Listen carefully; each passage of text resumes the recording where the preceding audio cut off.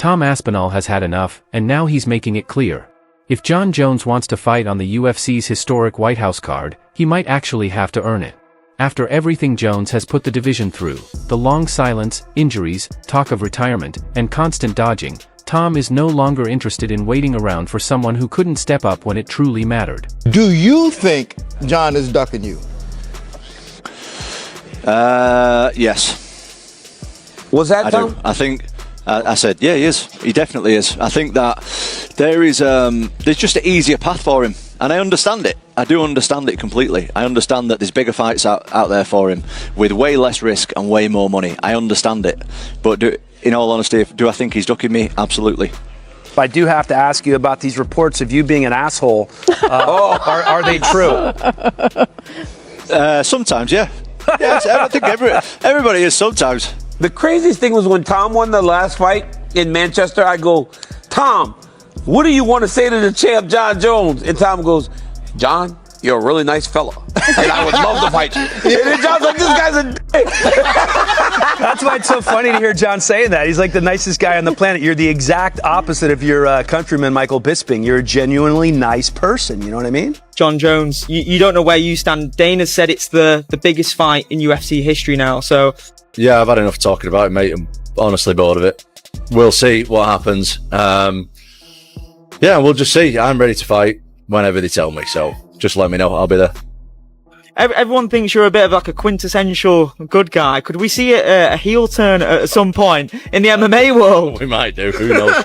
Who knows? Is Jon Jones scared to fight you? Yes. Jon is conning the public. The fact that he didn't want to fight Ngannou for 3 years and now he's not wanting to fight me for over a year. Is that fight fucking happening? The UFC are saying that it's going to happen. I think it's down to him and Dana. Dana loves Jon Jones. He's trying to grease up his ego a little bit. I think he's one of the best fighters ever. Definitely top 3. That's debatable when you start putting in about drug tests and stuff like that, I think. Damn. What drug are you talking about specifically? Yeah. But Aspinall, so far, the way he dispatched off The Russian guy, oh yeah. my God. And he's fast, but he's the same height as me, if not an inch taller, but thick. Yeah. And I was like, you're a lot thicker than I would expect. Yeah. And the speed, that's the thing that I'm like, okay, that's the danger. But again, grappling, he's a black belt, but Jon is... It's different. Yeah. But I don't know, man. They got to fight. But if they don't ever fight, we'll never know. Because we had that with Jon and Silva. We had that with Silva and GSP. So all these fights we will never see. And while Jones is now out there saying things like, hopefully Aspinall doesn't duck me, the irony isn't lost on anyone. Tom Aspinall isn't ducking anybody, but he's also not handing out opportunities. Especially not to the man who stalled his career for almost a year. Jon Jones stepped away, left the belt on ice, ignored the callouts, and allowed the division to sit in limbo. Now that a potential White House card is being talked about and the spotlight is back, suddenly he seems motivated again. Aspinall isn't buying it, and most fans aren't either. My feelings towards him, I just wish him all the best. Genuinely wish him all the best. If he feels satisfied with what he's done, which he's saying he is, and he's happy to leave like that, then I genuinely wish him all the best. Did you have any idea what you're doing next and when you'll be back in the octagon? I do, but I also want to keep my job. So there's not much I can say on it, to be honest. But Will you be fighting this year? I'm going to be fighting hopefully twice this year. That's my plan. Oh, wow. At least I think I've wasted enough time. We're looking for a quick. We're looking to get a fight booked quick, and it's looking like it's going to be pretty soon anyway. And then hopefully, if everything goes well in the first one, I'm uninjured, which is, it's easier said than done. Getting through a fight. There's no way on earth that he's going to fight me. Not a chance. I will retire Jon Jones without even fighting him. Jon Jones called us last night and retired. Jon Jones is officially retired. Tom Aspinall is the heavyweight champion of the UFC. What do you think UK MMA needs now to sort of kick on again into that next level? Tom to beat Jon Jones and me to win the lightweight belt. Talking of next fights, what's going on? I've got a fight coming up soon, so I can't say anything else other than that. There are a lot of politics involved, unfortunately, but that is the nature of elite sports. That's what happens. Not something that I've experienced too much of, to be honest, up until the last 10 months of my life. I really believe it's going to come good in the end and everything's going to work out for the best. Any indication how long until we're going to hear something from you? The next couple of weeks. Because while Jon Jones was traveling the world and posting vacation pictures from Thailand, Tom Aspinall stepped in on short notice against one of the most dangerous men in the heavyweight division, dominated him, and became the interim champion in less than a round. He did what real champions are supposed to do. He showed up. He fought. He didn't play games or avoid the challenge.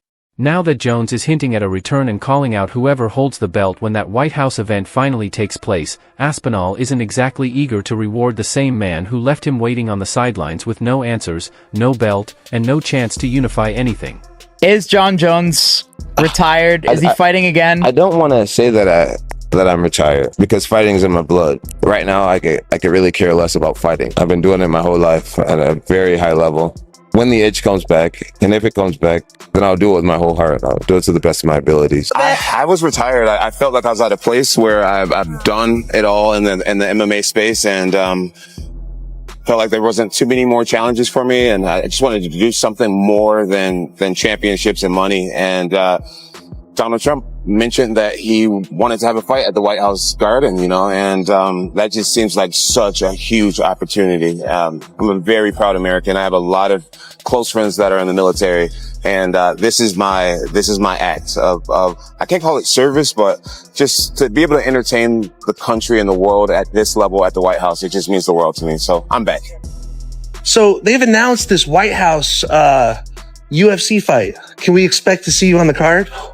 I can't promise anyone anything, but I have very strong feeling that I'll be on that card. It's going to be historic.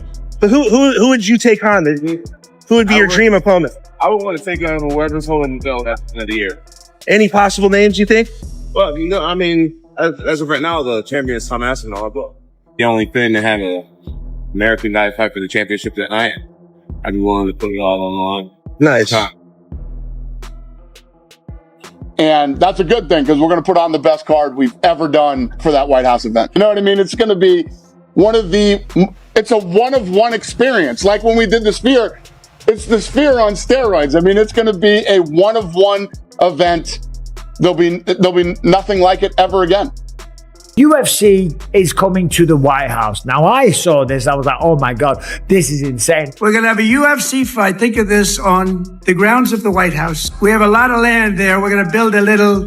We're not. Dana's going to do it. Of course, there's a lot of people out there that are talking shit. The leftist media, they're all out there going, oh my God, this is crazy. They've gone full idiocracy. Look, listen, it's a bit of fun. It's a great sport. Donald Trump loves it, and he's loved the UFC for years. And I'll tell you. And it's not just about Jon anymore. It's about Tom. Because Tom Aspinall isn't just a stand-in champion, he's the future of the heavyweight division.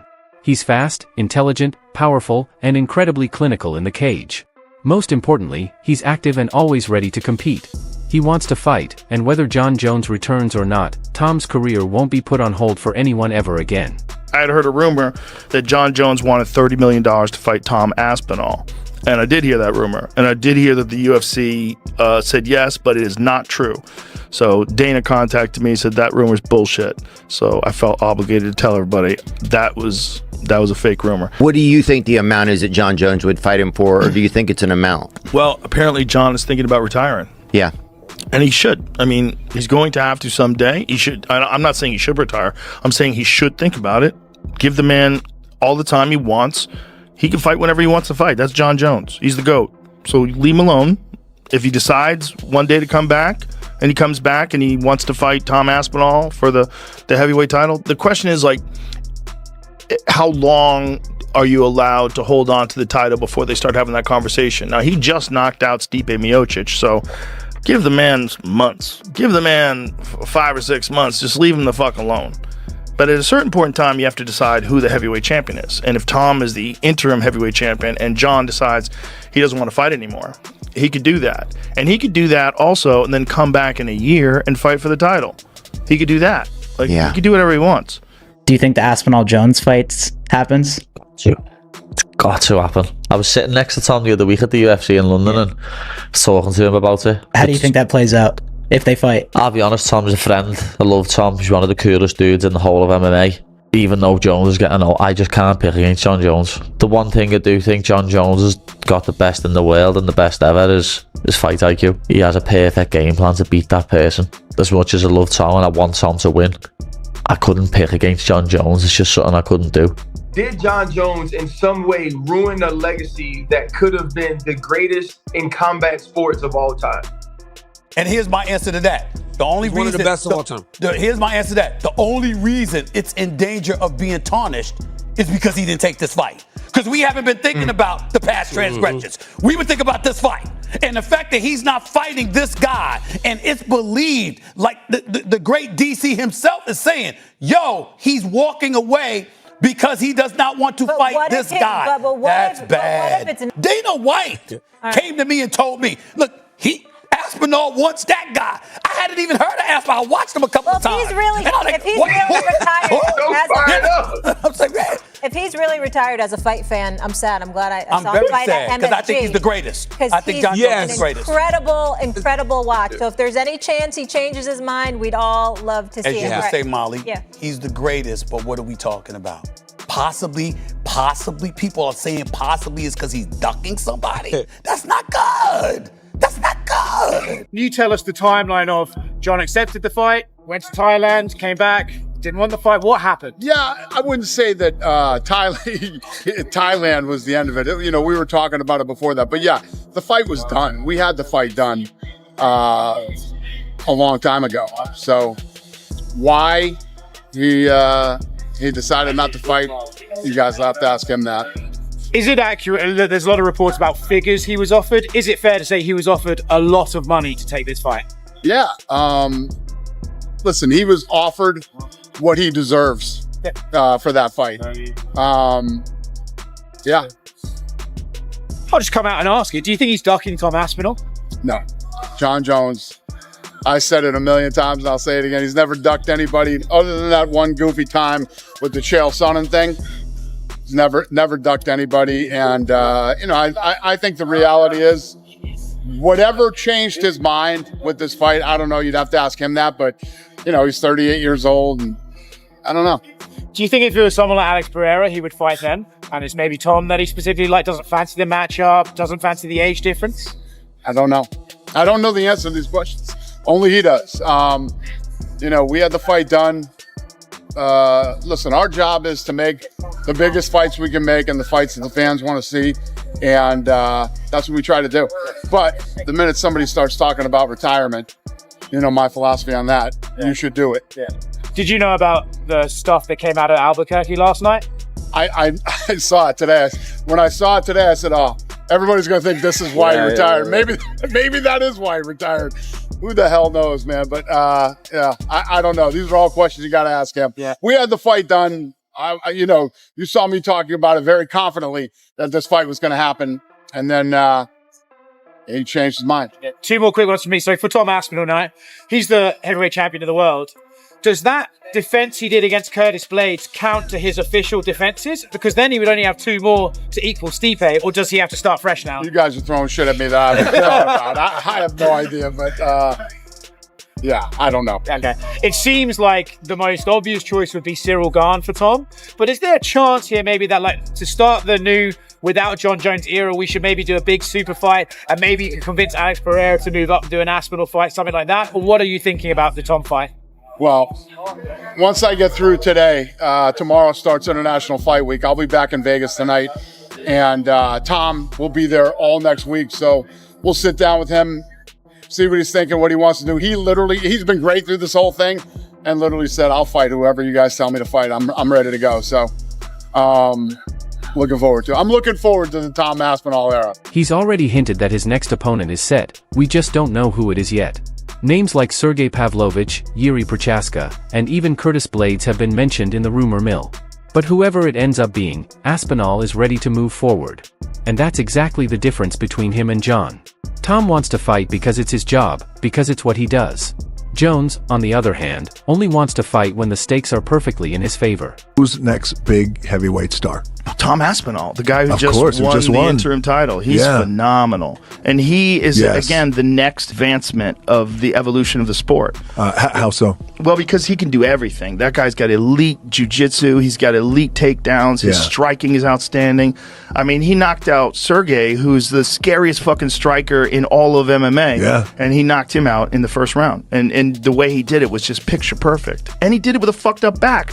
He fucked his back up and wasn't able to train. He only got the fight call 2 weeks before the event. I was just going to say, right? Yeah. Like He couldn't train. He His couldn't back was train. fucked. He just went out there and fought. I knew Aspinall was going to have a speed advantage because he's faster than any heavyweight. Yeah. And that's something that his coach drilled into him when he was young. Speed. Like, be fast. Like, you got to be fast. That's what's going to separate you from everybody else. Speed kills. Speed. And he's a giant dude, 260 plus pounds, but he moves like a fast young guy. Yeah. And he's also just so well-rounded. And he's just beginning.